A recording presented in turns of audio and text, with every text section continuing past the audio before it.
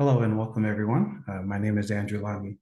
I'm covering current events in dentistry and market insights, where the focus is the health of your practice for the health of your patients here at Preferred Dentistry. Um, so today we're going to be talking on trends in dental expenses. So these are expenses to the marketplace, but revenue to you, the dentist or dental practice owners. First, we're going to cover introduction to income statements. We're going to cover the three basic parts to the income statement or the P&L, profit and loss statement, which are the income, expenses, and net income. And then we'll have a brief discussion on what net income is and what that means to you in your practice. And then we're going to cover the trend line on expenses in dentistry, or revenue to you, the dental practice owner, the impact of COVID, trend moving forward post-COVID, and we're also going to talk about this concept of relative and absolute differences. And then we're going to close by briefly talking about what does this all mean for you and your practice moving forward. And so first I wanted to cover a little story. Shout out to my mom. So here, that's my mother that's on the right-hand side. And then that baby photo is actually of me when I was about 3 years old. This is my passport picture. And so I was born in Hawaii, Oahu, North Shore, in Kahuku Hospital. And a little funny thing about me is I still have memories of when I was 2 and 3 years old. And it's from those memories that I'm going to share this story with you. So when I was this age, I still remember what we ate. And what we ate, we didn't have very much money. If it wasn't sardines out of a can and what we call manioke or yucca plant, we seem to always have boiled chicken. So my parents would take these chicken legs, or that doesn't sound right, drumsticks, and they would boil them in water, and then we would eat that. And so as a 2, 3-year-old, that's what I remember eating. And so my mother would allow me to eat first. And so this memory sticks out to me. I remember eating the skin of the chicken, as much of the meat as possible. And then whatever was left over is what my mother would eat herself. And you might be asking yourself, if you eat the skin and the meat, what else is left over for my mother to eat? And so the answer is this picture. So I remember the sound. She would take the chicken bone and just crunch it and crack it open. And then I still remember hearing that sound, that sucking sound. That's like a whistling sound. She would suck the marrow out of the bones. So whatever meat I didn't eat is what my mother ate, and then my mother would suck the marrow out, and so she was basically left to eat what was left over from me. The way that my mother ate it, I grew up thinking as a little child that, oh, that must be the best part of the chicken. Man, the way that she eats it seems like she's full.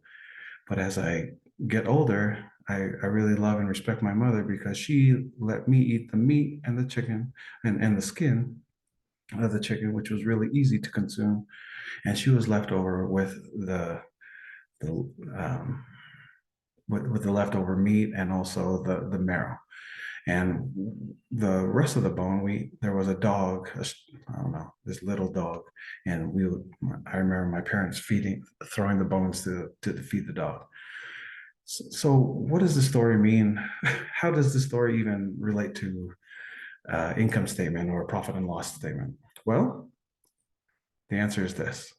So we're talking about my mom, and how my mom, she is the business, right? So let's just say that we'll compare my mother to the business, your dental practice. And the boiling pot is your bank account, right?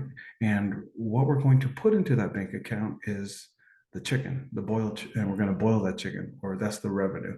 That's the patient treatment plans. That is the production, the collections, right? And once we have all that, we're going to introduce this child who's going to come and eat the meat, eat the skin, and just rob it of everything. And what's left over after that process of me eating the chicken is the bone and the marrow, right? There's not very much left. For some of you business dental practice owners, perhaps you're not making as much as you would like, and perhaps your net income resembles what my mother used to feast on when I was young. Nothing but, little bits of pieces of meat and some marrow. Not very fulfilling, not after all that work and all going through that process, there's not very much left. Fortunately, my mother is eating a lot better these days. And we only went through, those lean times just for a few years. And so, it's inevitable, dentists, when they come out of a dental school, when they go in, and perhaps they'll choose the route of becoming a dental associate before they eventually venture out to assume their own dental practice and perhaps enjoy more net income. Perhaps you can relate to this process. I just thought of, maybe this would be a different way to introduce this financial statement and net income. So, all right. So we'll move from my story back to a traditional finance class, accounting class. And we'll talk about the different sections of the income statement or profit and loss statement. So there's three basic parts to a profit and loss statement. There's the income. And on the right-hand side of the screen, you can see an example of an income statement. You can see in this particular practice, Preferred Dental Family Clinic, that there's $600,000 in fees income. So that's the money that's put in. That's the income. And then there's the expenses portion that's just beneath that. And that's the money going out, or that's the process of me as the child eating the bones or eating the skin and the meat, right? And then the net income is what the money left over. So in this example, for expenses, you have your payroll, you have your different line items of payroll, of 150,000, dental supplies 70,000, office supplies 30,000, and so forth. This actually might represent an actual dental practice where the biggest expense for the practice is your staff, your payroll. And you would expect, so 150,000 out of 600, so that's about 25%. So that falls within the acceptable range that you hope to see. And if you and your practice are falling outside of that range, perhaps you have a 30% payroll ratio to income, that can be solved with just a little bit of math. And we could talk about that in a different episode. Anyhow, as you go down the income statement, you'll see that the total expenses for this particular practice in the year is about 400,000. And that too could be about right too, as well. Maybe it's a little high. So 66%, that seems a little bit high, but if you're a newer dental practice owner, perhaps that's realistic. And then your net income at the bottom is 200,000, or the money left over, or in my story, the example was the bone, and you crack the bone open to suck out all that bone marrow, and that's all that's left, right, at the end of the day. And even still, is the net income the amount of money that you take home? No, it's not. The net income does not include different line items like taxes, right? Your business is going to be taxed. What are the benefits that you're paying out? perhaps you have investors and you need to pay your investors. So there's different factors that go into um, why the net income is not the money that you take home, but it's pretty close. It's pretty close, right? And so I would expect that this particular dentist for the year 2022 has a net income of 200,000. It would be reasonable to expect this dentist to take home about 140, 150,000, depending on how they're set up. And so um, like it says here, is net income the money what you take home? No, there are three other financial statements to consider, and the income statement or the P&L statement is just one of them.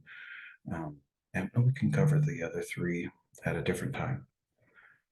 And so, like I said, in this episode, we're going to talk about expenses and what it means to you.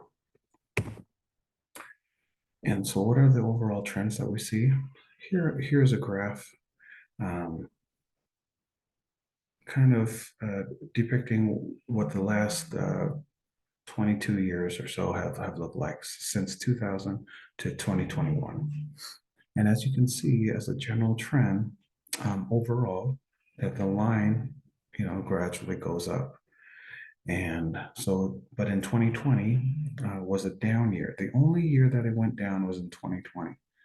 And, COVID-19 with quarantine and shutting down businesses, that number actually looks about right? So this graph is in the billions. So in 2019, we saw $152 billion in expenses to dentistry, or in dental expenditures. And then in 2021, after the year that it went down, we see a sharp increase. And so what are the things that contributed to that? Right. So in 2020, patients stopped going in to see the dentist. And then in 2021, we saw the patients who were supposed to return in 2020 and the other patients who were due to come in as well. And so we see this exponential effect, this exponential rise. And so what are some things that we can expect to see as we forecast or project out? I think our government has officially admitted that we are now in a recession, right? We've had 2 straight quarters of inflation. Um, so if we go back, well, and what is the impact of that? Do we expect our business to contract down like we saw in 2020, or do we expect to see an expansion like we saw in 2021? Which one is it, or is it somewhere in between? I don't know.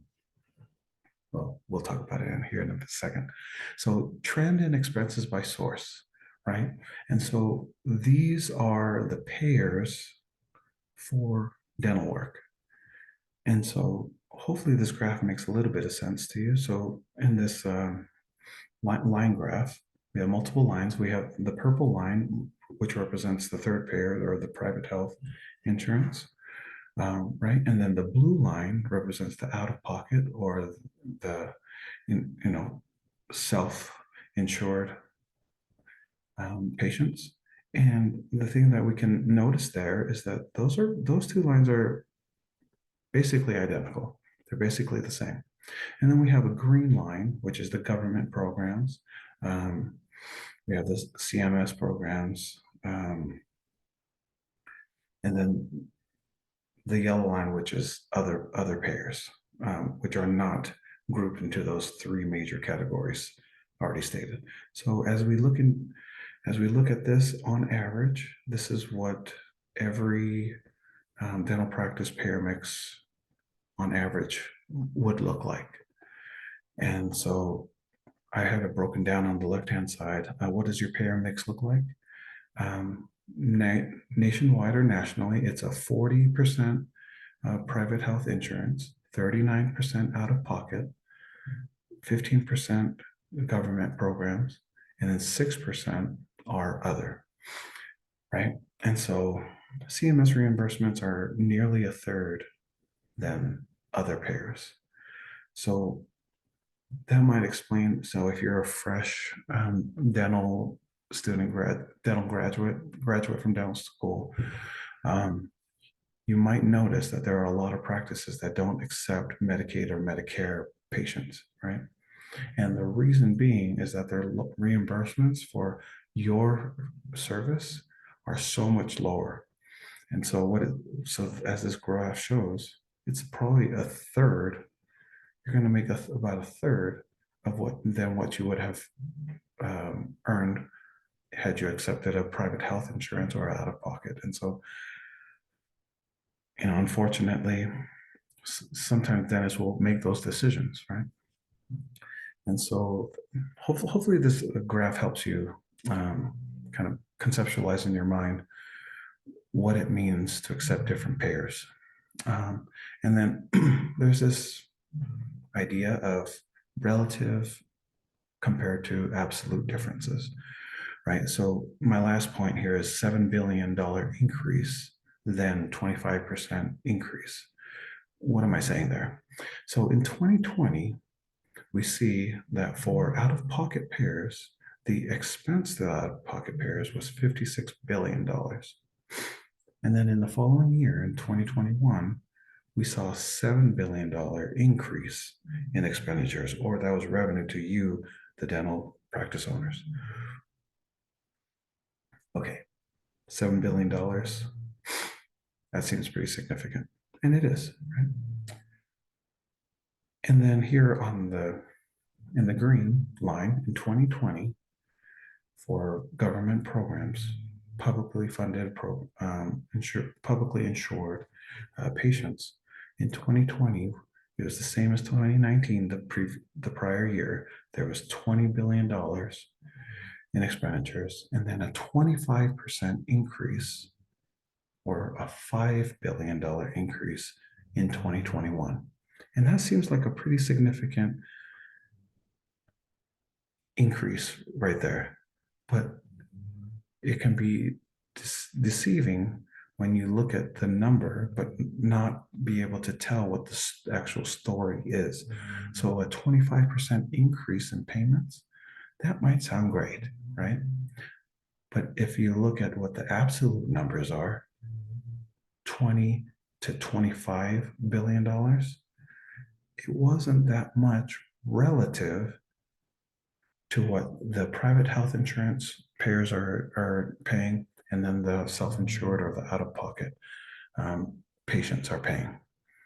56, 63, 59, and 65.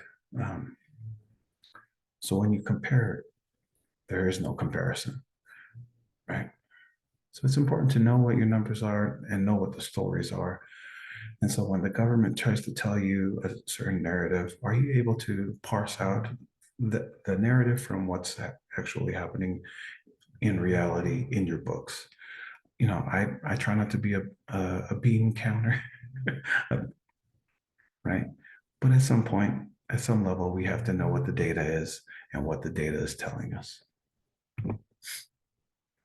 All right, so what does this mean for your practice? You know, there's a quote from Winston Churchill who's saying, the further back that we can look back and see is a good indicator for how far into the future we can look and see. And so some quick observations from this graph, we see that there's a 11% increase from 2020 to 2021 in expenditures, a jump from $146 billion in 2020 to $162 billion in 2021. So what happened in 2020 and 2021? Is it something artificial? When they shut down the government, shut down the economy, shut down businesses, is that artificial, or is that something that's going to be sustainable? Now that we've had one pandemic, do you foresee us having more pandemics moving forward? The good thing is we've been through a pandemic and we know what that looks like. And so the next time that it comes, we know what our experience is going to look like. and that we've been able to survive this past pandemic. And hopefully that projects forward positively, that we can survive the next one. And so, what will 2022 and 2023 look like for your practice? Will there be a contraction or an expansion? We've asked this question. And here in the blue box on the left hand side, I've circled the years 2007, 2008, 2009. And in those 3 years, we saw a plateau where uh, the Great Recession started in December 2007. So it's kind of hard to really include 2007 into that. But from 2008 to 2009, it stayed at $129 billion. Now that we're in our own recession, excuse me, what does that look like for us moving forward? 2021, we saw $162 billion in expenditures. Now, how much of that is true? I mean, look back to the prior year is 146. The year before that is 152. Would it be reasonable to expect it to be somewhere within that range of 146 and 162? Maybe between 152 and 162. Okay. So I think we're going to be in great shape. Perhaps. So what I'm saying is, what I personally believe is that it will go down slightly. Maybe instead of 162, maybe it'll be 160. And so this is all a report that's published by the American Dental Association, or the ADA, for up to year 2021. Next year, they'll publish the 2022 results. And what does that look like? Yeah, so hopefully that gives you some information on how you can prepare yourself for the recession, and remove any type of fear that you have, that perhaps we've been through the worst, and that we have experienced the recession in the past. And what did that look like? It looked like a straight line, a plateau. So if you're going to make any type of strategic plans or movement, and perhaps you can count on maybe not seeing that high of a increase in business. Perhaps you've got the right strategic model, and you do see that increase, but on average, there was just a straight plateau line. And so perhaps exercising a little bit of patience as the economy recovers. You see in 2010 that it jumped from 129 to 131, still plateau, until a little bit of a climb to 136 in 2015. So that's about 6 years later. That kind of gives you a little bit of a flavor that the economy remained the same, right? And so I hope that we can take confidence and optimism from this stats, and I hope that this has been helpful to you. Also, uh, I hope that my boiled chicken story didn't scare you. But maybe it's a different way that you can think of income statements, expenses, revenue for your business, and give you hope for the future. I'll catch you on the next episode. Thanks. Bye.